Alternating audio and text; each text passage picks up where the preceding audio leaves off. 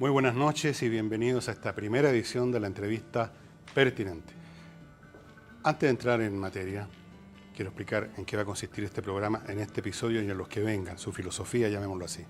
Primera cosa, no es una serie de entrevistas aisladas al acaso de quién encontramos para traerlo acá, sino que la idea es que cada programa sea como un pedacito de un mosaico para ir conformando un cuadro que nos permita entender mejor el país. Hagan cuenta que es una teleserie con capítulos organizados y relacionados unos con otros. En segundo lugar, las personas que traigamos acá, por ser participantes, por ser testigos directos o privilegiados de los hechos, van a ser traídos en esa condición como fuentes de información, como colaboradores en este proceso de entender el país.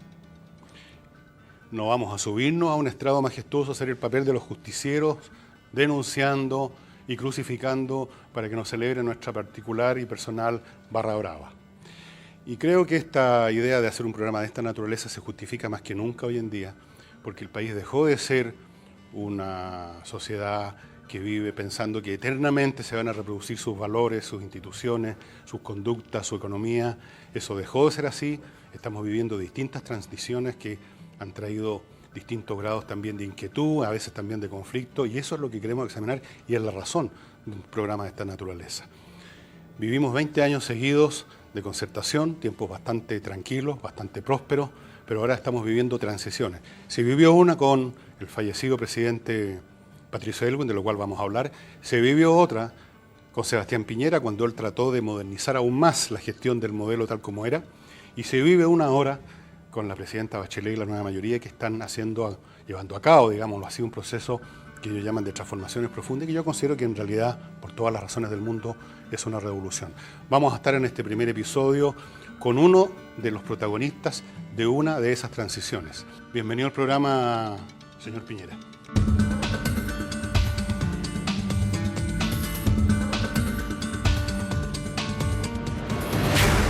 Fernando, muy buenas noches.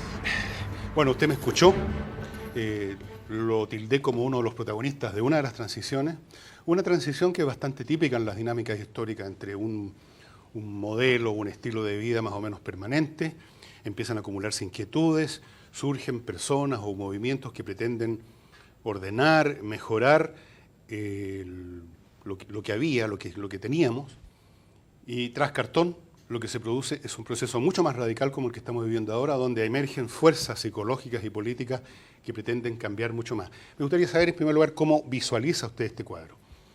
Es cierto, hay distintos tipos de transiciones. Una fue la transición que encabezó el presidente Aylwin, desde un régimen militar a un gobierno democrático. A una república. Que no es fácil, porque si usted ve la historia de América Latina, estas transiciones normalmente son con crisis política, caos económico, violencia social. Y yo creo que nuestra transición se apartó de esos males y fue una transición inteligente, en cierta forma ejemplar. Y le debemos mucho a Patricio Aylwin y también a muchos que colaboraron para que no predominara la lógica de los que decían de la Constitución del 80 no aceptamos ni la primera palabra, o a la Constitución del 80 no le cambiamos una sola coma. Esa es una transición. Permítame un pequeño comentario de lo que usted está diciendo. Efectivamente, Patricio Aylwin encabezó esa transición y él tuvo la suerte, el privilegio que pocos políticos tienen de haber vivido bastantes años más, haber podido mirar los frutos de su gestión y considerarla buena. Él mismo dijo, creo que hice bien las tareas, y yo creo que si tuvo un último pensamiento sobre eso fue de que él había hecho las cosas que tenían que hacerse. Yo me pregunto, señor Piñera, si usted que intentó otra transición, una modernización del modelo tal como era, ¿tiene la misma mirada o tiene una mirada contraria en el sentido de que no se logró, de que algo fracasó, falló o no resultó a mitad de camino y el resultado es que tenemos ahora una situación completamente distinta donde incluso se habla de demoler el modelo, de pasarle la máquina por encima? Bueno, es verdad que el presidente Aylwin encabezó una transición exitosa. A nosotros nos tocó encabezar otra transición, desde un país que venía perdiendo dinamismo, liderazgo, hacia un país que recuperó su capacidad de crecer, de crear empleos, de mejorar los salarios, de reducir la pobreza a la mitad, de hacer cambios muy profundos en áreas sensibles para la población. Por ejemplo, durante nuestro gobierno más de 3 millones de chilenos accedieron al sueño de la vivienda propia. Durante nuestro gobierno más de 1 millón de chilenos encontró un empleo. Pero eso no duró más de 4 años. Pero un momento. ¿Qué pasó? duró más de 4 años porque esas viviendas están. Sí, pero y ¿qué esos pasó con empleos el están. país que se iba a modernizar? ¿Por qué? Porque hubo un cambio a nivel mundial de la ciudadanía. Esto no es un fenómeno solamente en Chile. Yo creo que hubo un cambio en la ciudadanía. Hoy día tenemos una ciudadanía mucho más empoderada, exigente, impaciente, mucho más consciente de sus derechos, no tanto de sus deberes, y que quiere y exige del Estado soluciones a todos sus problemas aquí y ahora. Eso no es posible. El que promete eso está engañando. Pero veamos Un último punto. Si uno juzga, porque a los gobiernos hay que juzgarlos por los resultados, nosotros logramos reconstruir un país que estaba devastado, logramos recuperar la capacidad de crecer y de crear empleos, y logramos reducir la pobreza a la mitad y dar un gran salto adelante en un Estado más moderno. Por ejemplo, en Chile hicimos un avance notable durante nuestro gobierno hacia la sociedad del conocimiento y la información. Un solo dato. Cuando nosotros llegamos, 40% de los hogares chilenos estaban conectados a Internet. Cuando nos fuimos, 70%. Bueno, pero por lo mismo, yo creo que el primer rasero para medir el éxito de un régimen, de un gobierno, es si es capaz de sobrevivir en el gobierno que lo sucede. En ese terreno las cosas no resultaron.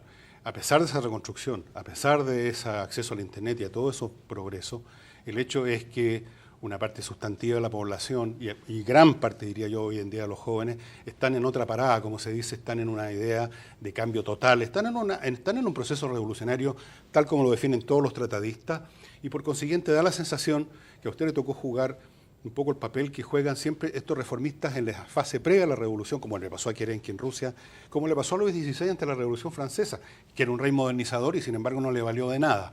Entonces, yo me imagino que debe haber algún grado de insatisfacción suya, considerando que a pesar de todos esos logros, la ciudadanía decidió otra cosa. Es verdad, pero no es toda la verdad.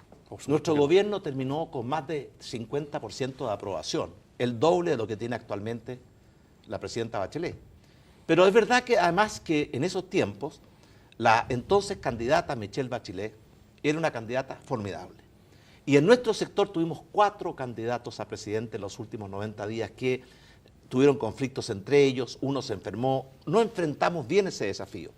Pero hoy día yo estoy convencido que la gente sabe muy bien que estábamos mucho mejor en marzo del año 2014 que en marzo del año 2010 y que estamos mucho peor en abril del año 2016 que en marzo del año 2010. Y la gente eso lo percibe y lo expresa. Yo creo que eso también trató, usted sabe que cuando llevaron a la guillotina a Luis XVI, él trató de hablar, pero por supuesto el redoble de los tambores impidió que nadie escuchara, y él creo que debe haber dicho algo parecido.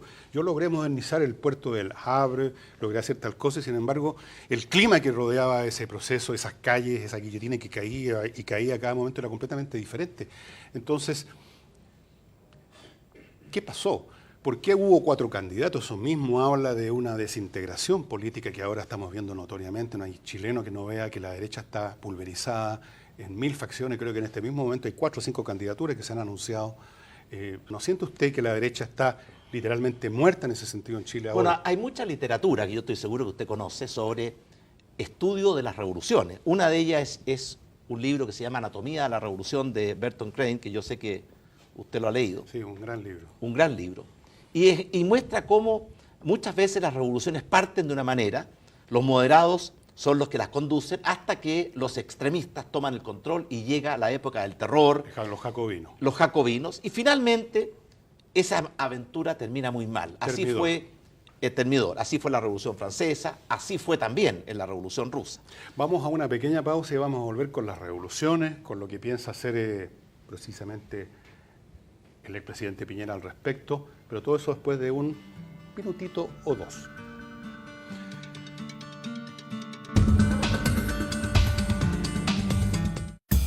¿Sabía usted que según el ICD, la mitad de las empresas de Chile recurren a De Fontana para sus soluciones de software ERP 100% web? Si usted quiere un control y conectividad total de su empresa, De Fontana. Los detalles en defontana.com.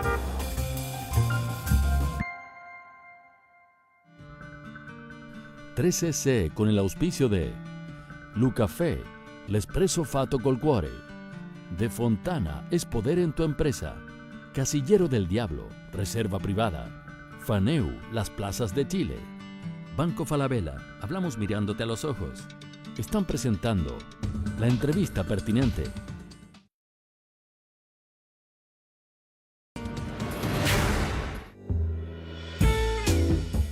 Ve estos juegos, estos niños, bueno, los niños son los niños y los juegos son Faneu.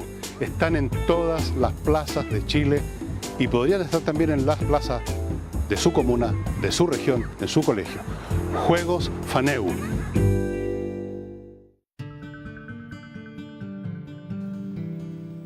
Oscar Wilde hablaba de un amor que no se atreve a decir su nombre. Y hoy día acá en Chile yo creo que estamos viviendo un proceso, una revolución que no se atreve a decir su nombre. Es una palabra que suena un poco dura, un poco peligrosa, como la palabra socialismo. Se habla entonces de transformaciones profundas. Pero si uno estudia todos los tratados sobre esta materia, se cumplen todas las condiciones que definen un proceso como mucho más allá de una simple reforma, como mucho más allá incluso de una transformación profunda. ¿Qué piensa usted, señor Piñera? ¿Estamos en una revolución o estamos en unas transformaciones profundas? O, como dicen algunos, estamos poniéndonos al día con los países de la OCDE. ¿Cómo lo ve usted? Bueno, más allá de la semántica, sin duda que se están haciendo transformaciones muy profundas. 6 instituciones.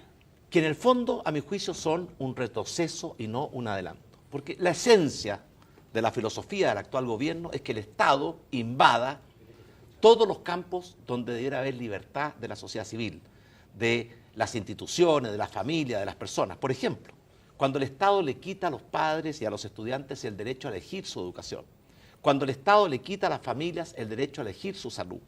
Eso, a mi juicio, es una invasión de la libertad de la sociedad civil y al mismo tiempo es un empobrecimiento de la capacidad de un país de poder avanzar. Yo siempre he creído de que se requieren en países como Chile un Estado fuerte y eficaz, pero no un Estado invasor que termina asfixiando toda la creatividad y el emprendimiento. Una cosa es ser fuerte y otra cosa es ser grande. Una cosa es ser grande y otra cosa es ser monstruoso. Efectivamente, y estamos en el fondo con un Estado que lo está invadiendo todo y con resultados muy negativos. Yo voy a decir dos cosas, Fernando.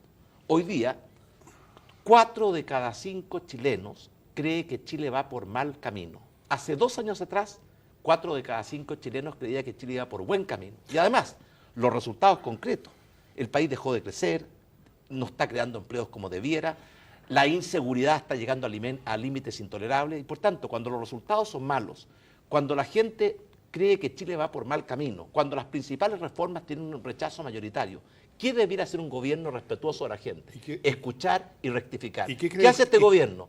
Embiste con tosudez por un camino equivocado. ¿Y qué cree que debiera hacer usted, ya que ve toda esta situación? Fíjese, uno, entre paréntesis, de los muchos elementos típicos de estos procesos es que las élites tradicionales pierden sus valores, pierden el poder. Fíjese, la derecha en Chile no está ni en el Congreso, en fuerza, no está en la moneda, no está en las calles, no está en los valores, no está en las instituciones, no está en ninguna parte. Es como un ejército en derrota que se dispersa y huye y cada cual grita sálvese quien pueda. Usted dice, y mientras tanto, que el país no va por buen camino. ¿Por qué entonces esta reticencia suya por ya anunciar que sí, que va a intentar llegar de nuevo a la moneda, porque resulta que algo hay que hacer, y usted a lo mejor tiene un sentimiento del deber, no es una cuestión de gusto? Yo creo que a estas alturas uno participa en política no por amor al poder, sino que porque el poder se requiere para hacer las cosas que uno considera esenciales. Por lo menos así imagino yo que hacen los políticos honestos. Entonces, ¿por qué esta reticencia?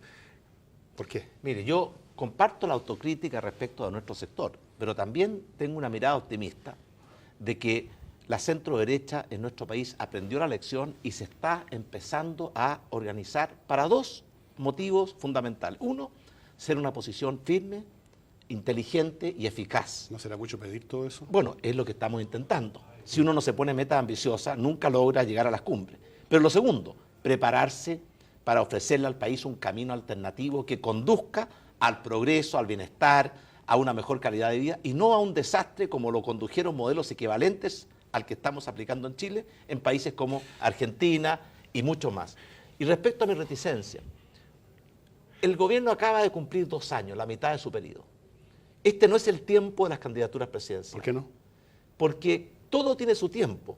Si seguimos con este deporte que apenas se elige un presidente, empezamos a elegir al próximo, le creamos una gran inestabilidad. Yo creo que después de las elecciones municipales vendrá el tiempo de las candidaturas presidenciales. Perdone, señor Piñera, pero yo creo que esto no es un deporte, es una necesidad. Y cuando la izquierda desde ya se prepara toda su máquina, su gigantesca máquina electoral, que es lo más eficiente que tienen, cuando preparan a sus cuadros, cuando están estudiando casa por casa, cómo vota la gente, están haciendo su pega. Y considerando los tiempos que se viven, yo me imagino que la centroderecha que llama usted debiera estar en la misma. Y otra cosa fundamental. Pero nosotros, Fernando, nosotros nos estamos preparando. Hay grandes, por ejemplo, hay grandes equipos que están preparando lo que va a ser la visión de país, el proyecto de futuro, el programa de gobierno. Hay grandes equipos que están trabajando en cómo utilizar las redes sociales y los instrumentos de la sociedad del conocimiento y la información para hacer campañas más eficientes. Pero eso es, hay equipos que están trabajando en preparar a los cuadros que van a ser o van a tener que asumir responsabilidades como alcaldes, concejales y en el futuro diputados y senadores. No estamos de brazos cruzados. Pero es un poco. Eso es metodología. Vamos a usar las redes, vamos a hacer esto acá, vamos a tirarnos por allá, la lista va a ser acá. Pero ¿qué pasa con las ideas? Por ejemplo, me decía un amigo que el paquete de tallerines más grande que ha entregado este gobierno y con el cual ganaron las próximas elecciones, yo creo que tiene bastante razón, es la educación gratuita para todos universitarios. Eso significa por lo menos 500.000 de votos, entre alumnos, padres, madres y otros familiares probablemente. Está en su programa terminar con eso porque tal vez no se puede financiar, porque tal vez cualquier estudiante ahora se cree con derecho a estudiar, aunque no tenga dedos para el piano, pues digamos las cosas por su nombre. Hay estudiantes que no debieran estar en las universidades. Pero Fernando, ¿qué van a hacer ustedes? Sí, pero, ¿Van Fernando, a terminar con eso? En primer lugar, no nos tomemos la propaganda oficial como si fuera la verdad. Este gobierno no ha garantizado educación gratuita para todos. Hoy día veíamos que una de las razones principales de la marcha, o hace unos días atrás, de los estudiantes era porque no había gratuidad y llegaba solamente a 13-14%. Déjeme hablar con los hechos. Ya. Durante nuestro gobierno, nosotros logramos expandir de 100.000 a 400.000 las becas, de un total de un poco más de 1 millón de estudiantes universitarios. Y cambiamos el sistema de créditos, que era un sistema que significaba una tremenda mochila, a un sistema justo, porque redujimos la tasa de interés, nadie paga más del 10% de su ingreso y en 15 años cualquier deuda que subsista se agota. Y por lo tanto, nosotros avanzamos mucho más en facilitar el acceso a todos los jóvenes con talento, con motivación y con responsabilidad. ¿Y qué pasa con los jóvenes sin talento? Porque hay jóvenes sin talento, no nos engañemos, ¿no es cierto? Y no son la minoría. Por supuesto. ¿Qué pasa con ellos? No podemos dejarlos atrás. Pero tampoco es cierto de que todo joven en nuestro país, porque no existe en ninguna parte del mundo, tiene que ir a la universidad. Entonces yo creo que la demagogia es dañina para los países porque engaña a la gente. Cuando un gobierno como el actual le dice, usted se lo merece todo sin ningún esfuerzo, no solamente lo está engañando, sino que le está quitando la dignidad de esa persona. Hagamos una alianza estratégica, ahora vámonos breves minutos, 1 minuto, 2 minutos, a comercial.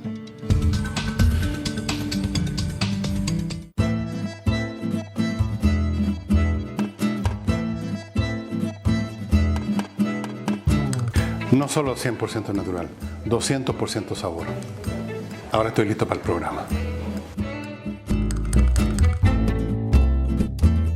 Lucafé.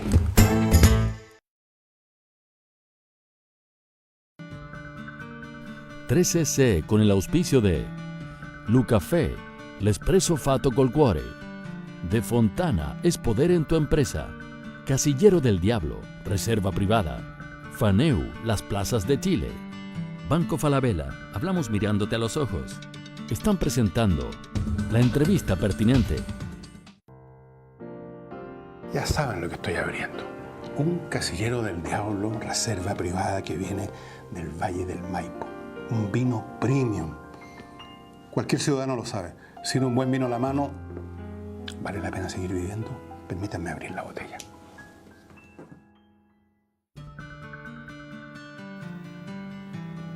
Ya ven ustedes que estábamos entrando en detalles. El señor Piñera, expresidente de la República, considera que la verdad es que no todos los jóvenes están en condiciones de llegar a las universidades. Esa es la realidad, un hecho estadístico estudiado en 20 millones de libros.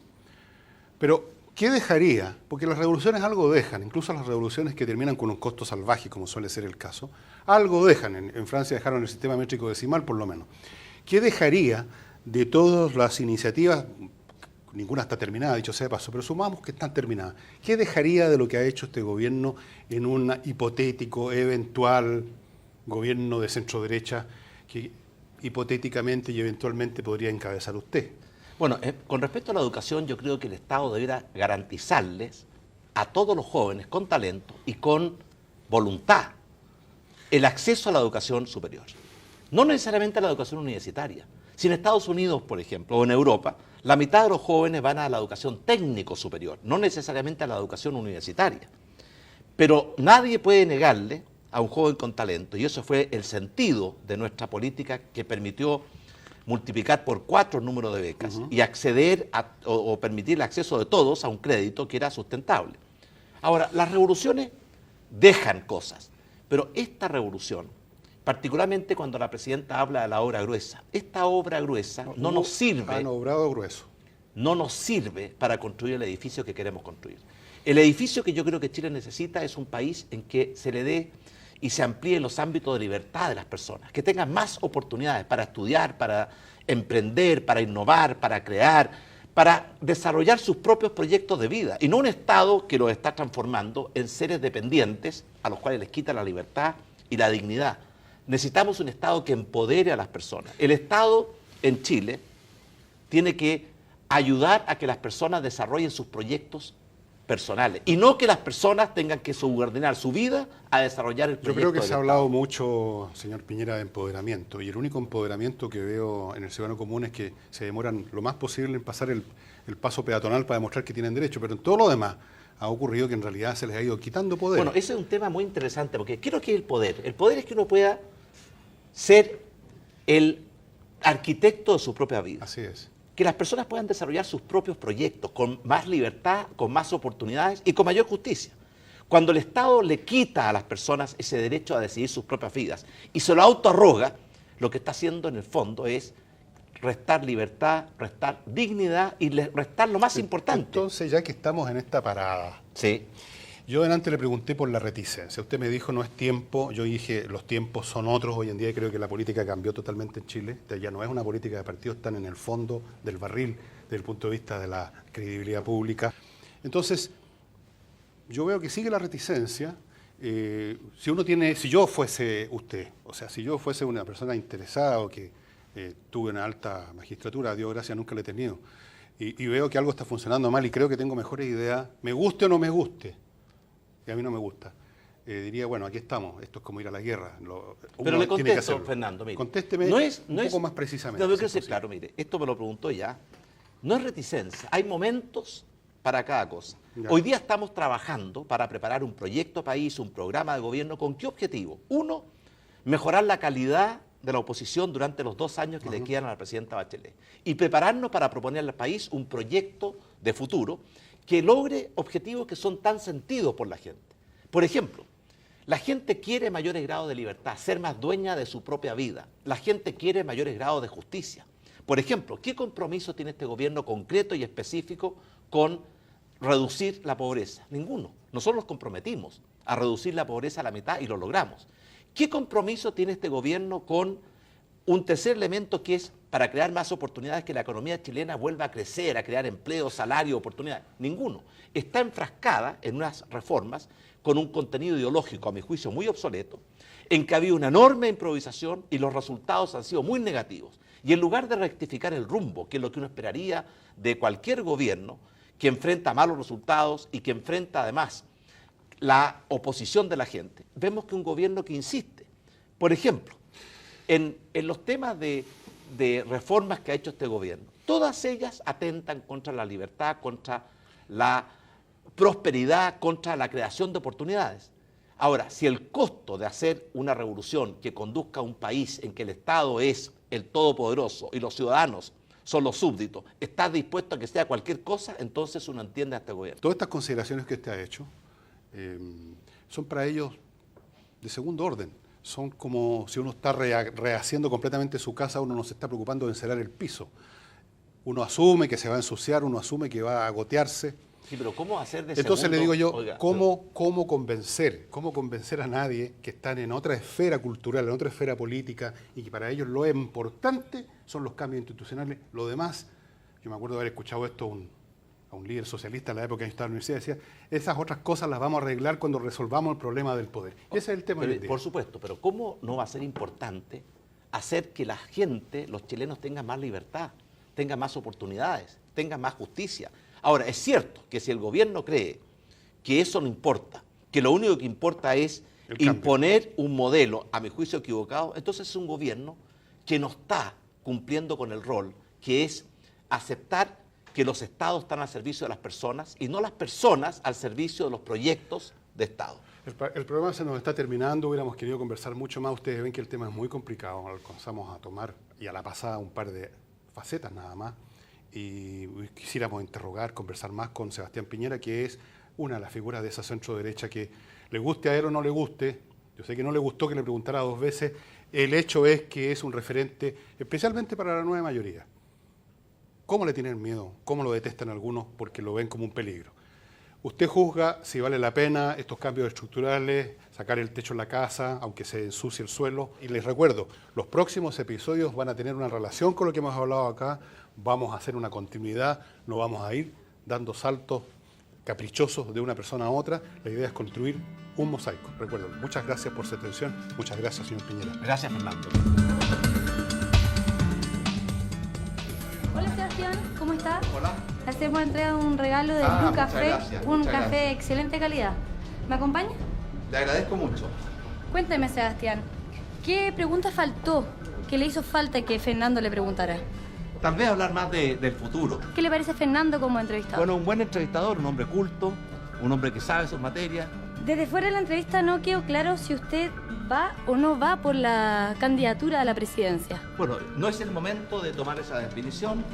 Yo creo que hoy día es el tiempo de enfrentar los graves problemas que afectan a la sociedad chilena, pero después de las municipales, vendrán tiempos las presidenciales. No hay que anticiparse a los eventos. Y en el marco del funeral del expresidente Elwin, ¿cómo le gustaría a usted ser recordado?